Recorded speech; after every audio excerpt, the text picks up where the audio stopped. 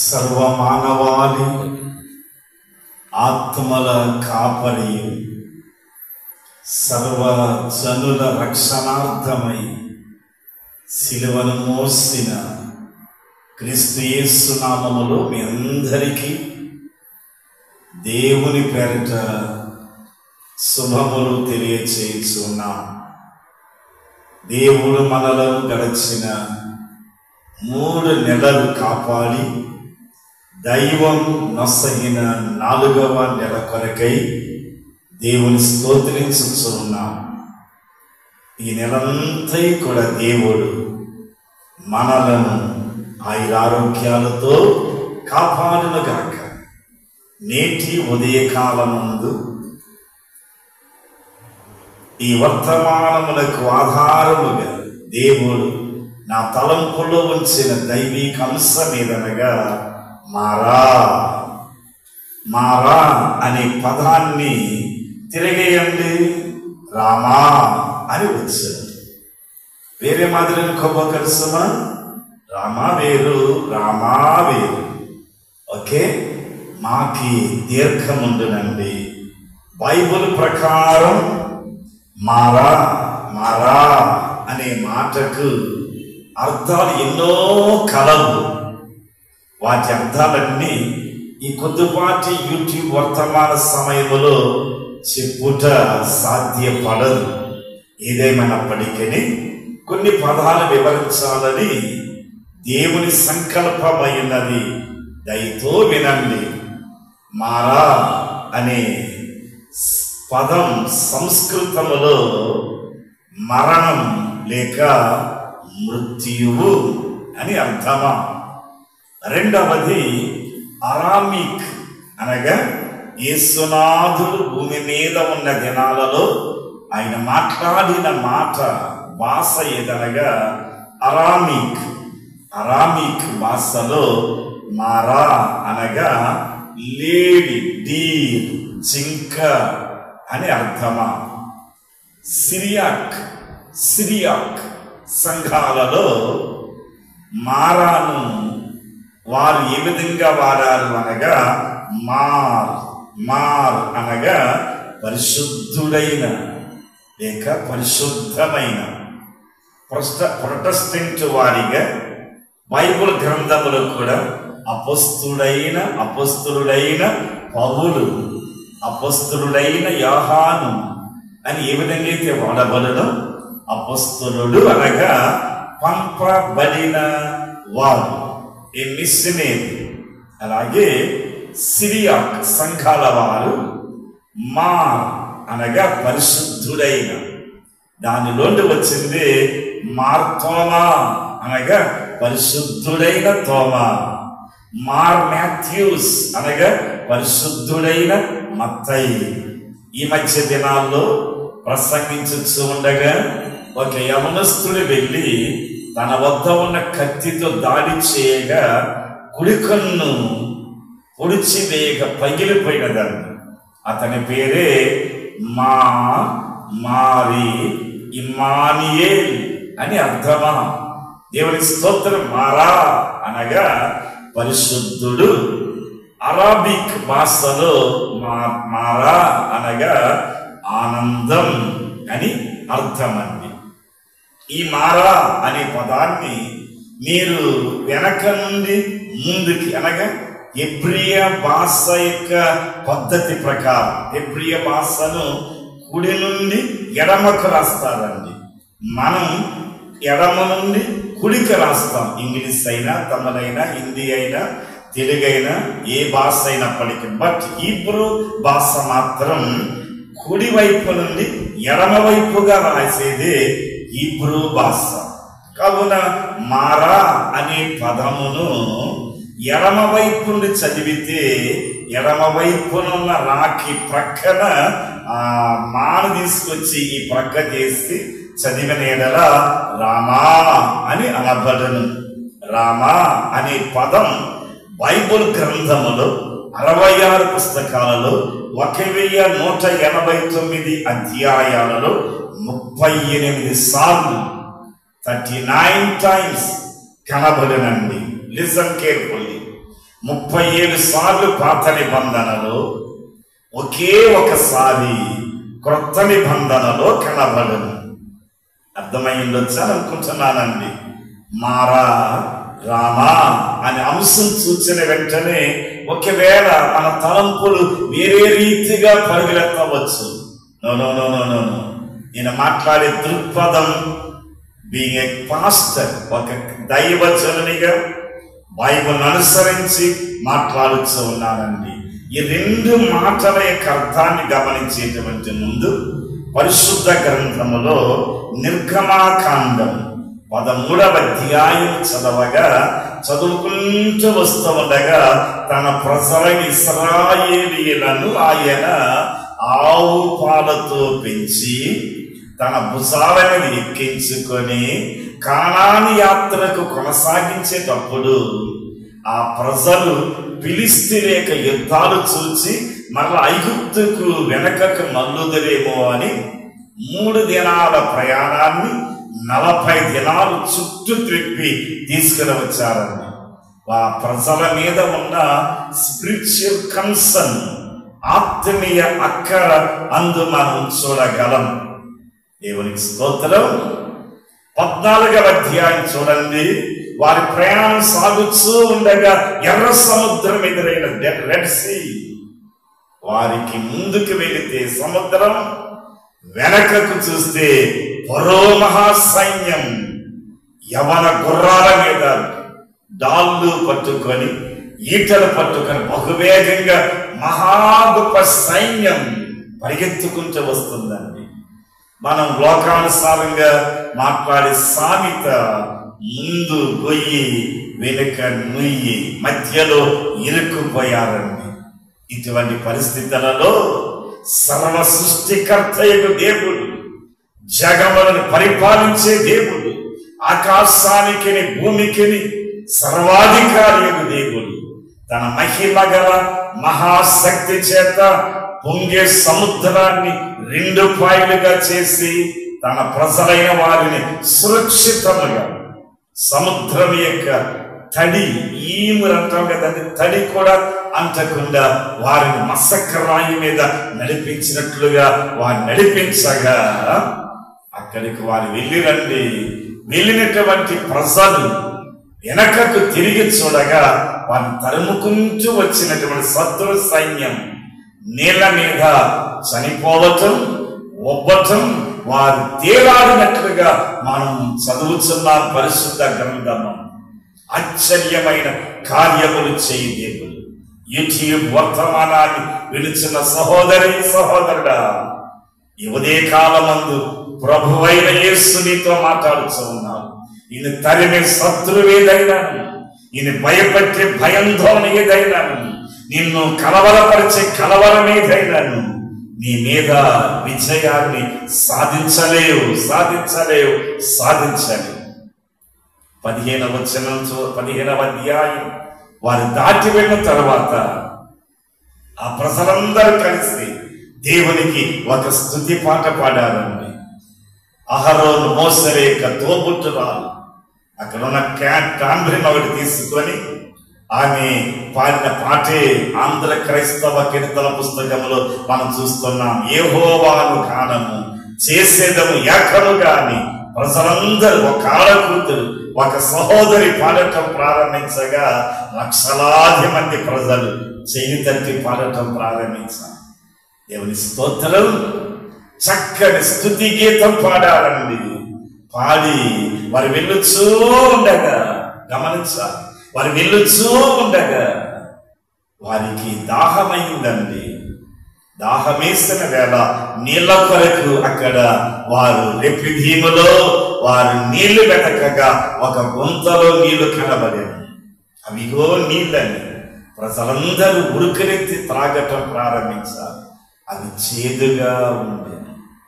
ఎందుకు ఇక అనుభవాన్ని జ్ఞాపకం చేస్తున్నాడు ప్రభు అనగా ఒక క్షణం ఆగి ఆలోచించి ముందుకు కొనసాగుదాం. ఎర్ర సముద్రాన్ని 2 పాయలు చేసినటువంటి దేవుడు, వారి మీద ఆత్మీయ అక్కర కలిగిన ఆ మహా గొప్ప దేవుడు వారికి ఎదురైనటువంటి ఆ యొక్క చేదు అనుభవాన్ని మధురముగా మార్చలేడండి. ఎస్, ఈ కెన్, ఆయన చేయగలడు, ఆయన చేయగలడండి. కానీ వారి యొక్క వారి స్వభావం మోసే మీద సనగటం ప్రారంభించగా ప్రజలందరూ కలిసి ఒకవేళ, ప్రభువా, ఎర్ర సముద్రాన్ని 2 పాయలుగా చేసిన తండ్రి, ఈ నీళ్లను నీవు మధురముగా మార్చవా, దప్పిక వేయుచున్నది అంటే దేవుడు వారి ప్రార్థన విని ఆ నీళ్లను ఆయన ఏ రకమైనటువంటి మధురాతి మధురమైన జలములుగా మార్చి ఉండులో. దేవునికి స్తోత్రం.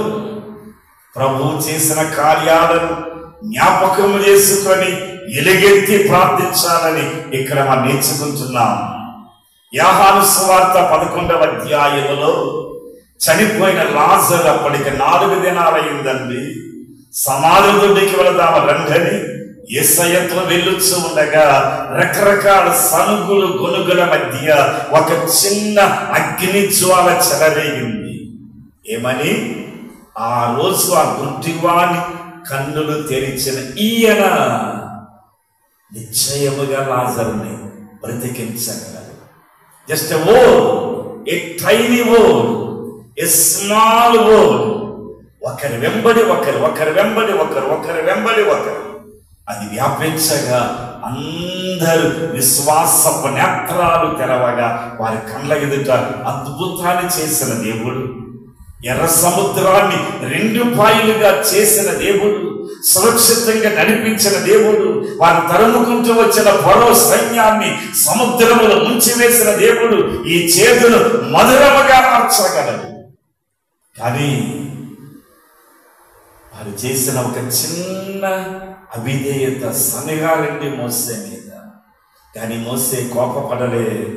దేవునికి మొరపెట్టగా దైవం వారి ఆత్మీయ మనోనేత్రం తెరవటానికై ఆ పరమ తండ్రి ఒక చెట్టును చూపించగా మోషే ఆ చెట్టును తెచ్చి నీళ్ళల్లో వేయగా చేదు మధురములాయెను.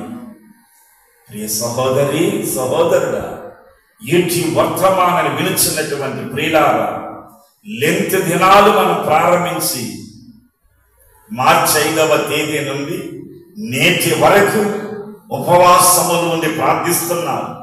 నిద్రను మానుకొని లేస్తూ ఉన్నారు. ఎన్నో రకాల త్యాగాలు చేస్తున్నారు. కానీ నీవు అనుభవిస్తున్న నీ యొక్క మారావంటి అనుభవము కొరకు, నీ కుటుంబంలో ఉన్న చేదైన అనుభవము కొరకు, నీ భర్త రక్షింపబడినటువంటి ఆ పాడు బ్రతుకు కొరకు, మాటకు అవిధేయులే తిరుగులాడుచున్న నీ బిడ్డల కొరకు, నీ కుటుంబంలో ఇబ్బందుల కొరకు, నీ కుటుంబంలో రోధనధ్వని కొరకు, కరగని తరగని మెదలైనటువంటి కరుడుగట్టినటువంటి పాప బంధకాల కొరకు ప్రభువులోనికి నువ్వు చూస్తే నా దేవుడు శిలువలో బ్రేలాడదీయబడిన ప్రియ తండ్రి నీకు పరిష్కారాన్ని చూపించను, సమస్యలో సమాధానాన్ని కలుగచేయను. ప్రకాశమానమైన అంధకారముతో నిండిపోయిన నీ హృదయములో, నీ కుటుంబములో, నీ తలంపుల్లో, నీ ఆలోచనలో, నీ బ్రతుకులో ఒక మెరుపు మెరవటం నీవు చూడగలవు. దేవునికి స్తోత్రం. ఆ చెట్టు వేయగానే ఆ నీళ్లు మధురములాయను అనున్నది నిజమే అయిని పరిశుద్ధాత్మ దేవుడు నీ గుండెల్లో నమ్మిక కలిగించిన ఎడల నీవును ప్రభువులోనికి ప్రార్థన చేయగలవా? మారా రామా అనగా దాని అర్థం ఏదనగా, మరలా చెప్పుచున్నానండి, పరిశుద్ధ గ్రంథములు బైబుల్ గ్రంథములో 66 పుస్తకాలు 1189 అధ్యాయాలలో 38 సార్లు రామా అనే పదం మీరు చూడగలరు. వేరే మాదిరి అనుకోబోకండి. ఆ రామా వేరు, ఈ రామా వేరు. ఓకే, పాత నిబంధనలో 37 సార్లు, కొత్త నిబంధనలో ఒకే ఒకసారి వ్రాయబడి ఉన్నది. రామా అనగా ఎత్తు, highest place, the second meaning is దేవుడు ఉన్నత స్థానమందు ఉండే అతి పరిశుద్ధుడు ఆయన. దేవునికి మహిమ కలుగుగాక. ఉన్నతమైన స్థానమందు ఉండేటువంటి నివాసియగు దేవుడు. దీని యొక్క బ్రాహ్మా అనే పదానికి అర్థం ఇది ఎక్కడ ఉంది, ఇది ఎలాగ వచ్చినదనగా పురాతన ఇశ్రాయేలీలలో ఉన్నటువంటి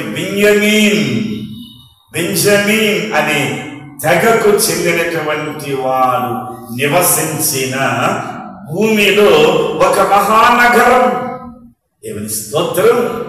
ఈ రామా అనే ఈ నగరానికి చుట్టూ Gibeon, the second city is మిస్పా, మూడవది గిబియోన్, గెబ్బా అనేటువంటి 4 పట్టణాలు కలవు.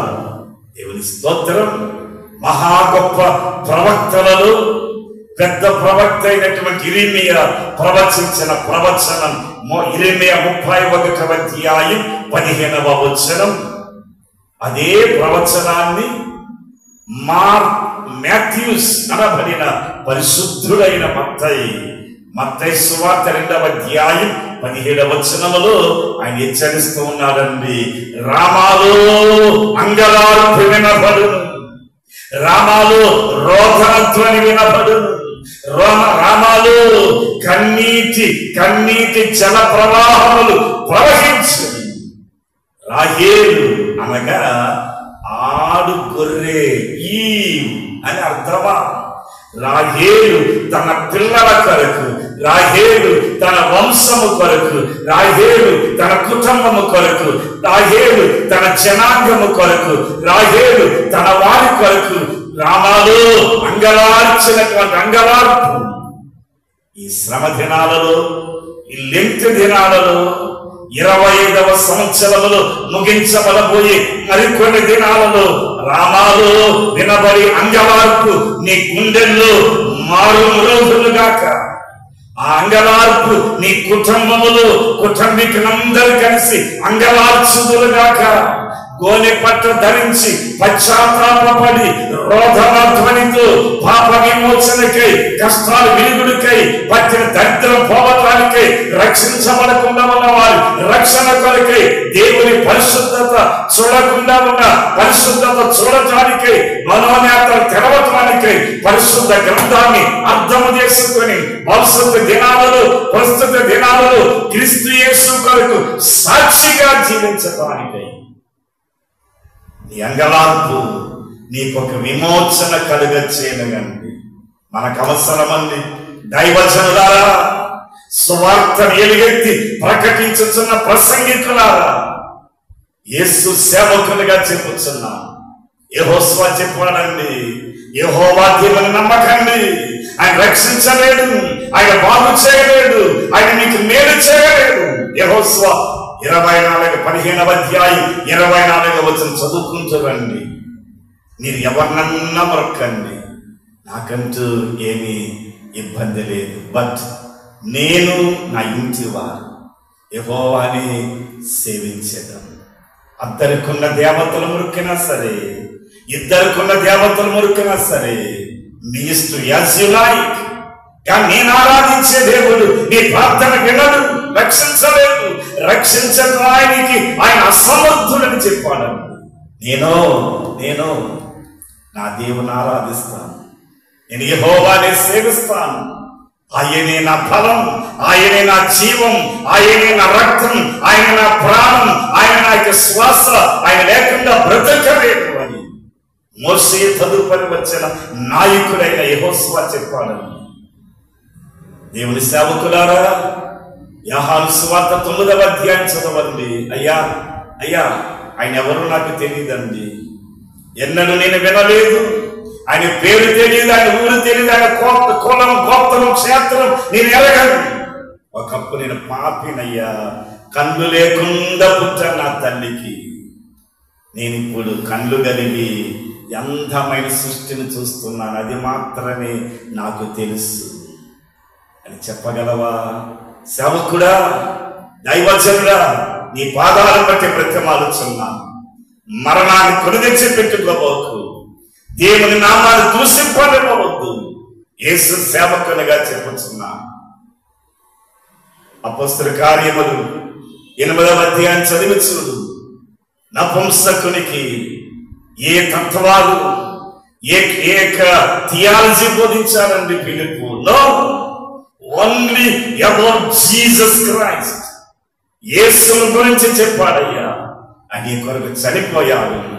ఆ వధింపబడిన గొర్రె పిల్లే యేసు క్రీస్తు. నీ పాపాల కొరకు, అబౌట్ యువర్ సిన్స్, నీ కొరకు చనిపోయాడు. That's all. వెళుతూ పరిశుద్ధాత్మ తన హృదయాన్ని తెరవగా తాను పలికిన మాట, behold the water, behold the water. ఇవిగో నీళ్లు. దేవునికి స్తోత్రం. అతని కంగవార్పు, తన గుండెల్లో రామాలో అంగలార్పణ ఉన్నటువంటి అంగలార్పు. ఈ యేసుని ఎవరో చూడాలి, ఈ యేసు ఎవరో కనుగొనాలి, ఈ యేసు ఎవరో రుచి చూడాలి, ఈ యేసు ఎటువంటి వాడో, ఎలాగా ఉంటాడో చూడాలి అని తప్పన అంగలార్పుతో అంగలార్చిన అంగలార్పును బట్టి ఒక నపుంసకుడు సంపూర్ణ పురుషునిగా మార్చబడ్డాడు.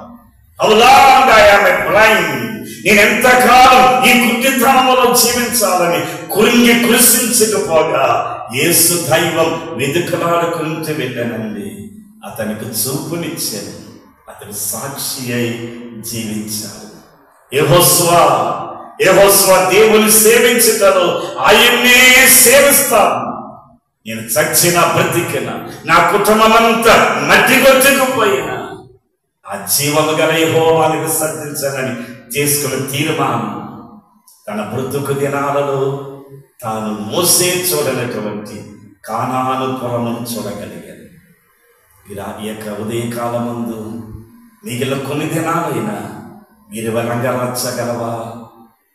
అంగలార్చగలవా? ఉత్తుత్తి ప్రార్థన చేయబోకండి. వర్ణించి ఏవో నోటుకొచ్చి చేయబోకండి. దేవా, పాపినైన నన్ను ప్రేమించి నా కొరకు చిందిన నీ రక్తము చేత నన్ను పరిశుద్ధపరచావు. నీకు అనుకూలమైన ప్రార్థన నాకు నేర్పించు ప్రభువాని ఒక చిన్న ప్రార్థనతో ప్రారంభించు.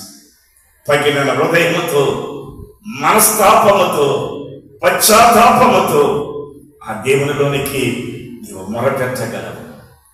ఆఖరువుగా ప్రభువైన యేసు హెబ్రీయులకు రాసిన పత్రిక 5వ అధ్యాయం 14వ వచనములో మనం చదవగలమండి.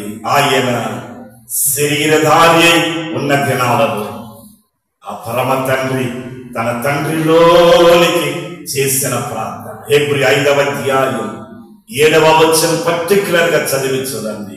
శరీరధారి అయిన దినాలలో మహారోధనతో అంగలార్చి ఆయన ప్రార్థించగా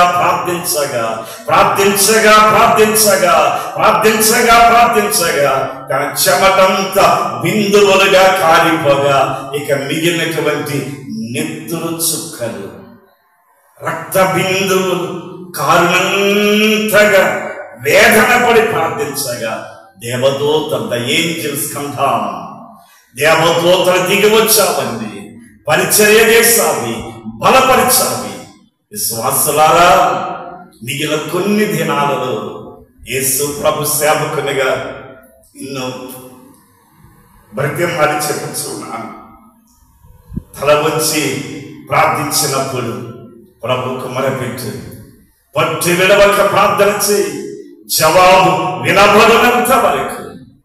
లూకా 1:13 వచనములో జకరియా నీ ప్రార్థన వినబడింది అనే స్వరం జకరియా విన్నట్లుగా నీవు నేను వినబడే వరకు గెత్సేమని అనుభవాన్ని కలిగి ప్రార్థించుదాం. మారా వంటి అనుభవములో రామా వంటి అంగలార్పు గల ప్రార్థన చేయి. దైవం పునరుద్ధాన దినానికి నిన్ను నూతన వ్యక్తిగా మార్చివేసి ఒక గొప్ప మార్పును నీ ద్వారా, నీ కుటుంబంలో, నీ కుటుంబీకుల ద్వారా, నీ ఇంటి ప్రక్క వారిలో, నీ ఇంటి ప్రక్క వారి ద్వారా, నీవు నివసించుచున్న ప్రాంతములో